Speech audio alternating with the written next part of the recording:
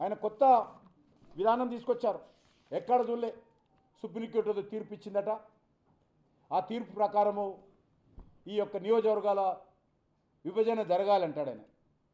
అది కూడా ఆయన మేధావితనానికి అద్దం పడతా ఉంది. ఈరోజు మనం చేస్తూ ఉన్నాను. హైబ్రిడ్ నమూనా అంటే 50% ఏమో జనాభా ప్రాతిపదికన చేయాలంటాడు, 50% సీట్లేమో మరి ఆ రాష్ట్రాల అభివృద్ధి ఆధారంగా, అంటే ఎకనామిక్ ఇండెక్స్ ఆధారంగా, అదేవిధంగా జీడిపి వృద్ధి రేట్ ఆధారంగా సీట్లు పెరగాలంటాడు.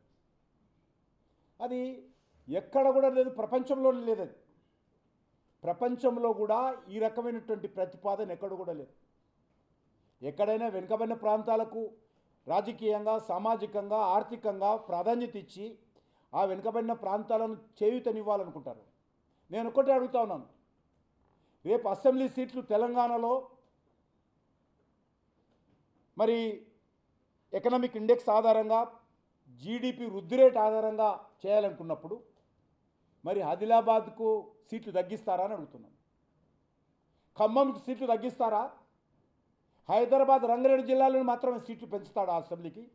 ఈరోజు రేవంత్ రెడ్డి గారు చెప్పాలి.